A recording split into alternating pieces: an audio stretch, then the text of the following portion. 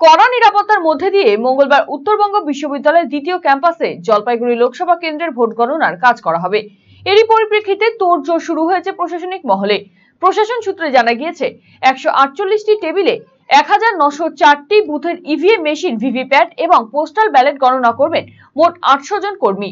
জানা গিয়েছে প্রতিটি বিধানসভার জন্য 2টি করে ঘর বরাদ্দ করা হয়েছে। মোট 15 রাউন্ডে গণনার কাজ শেষ করা হবে।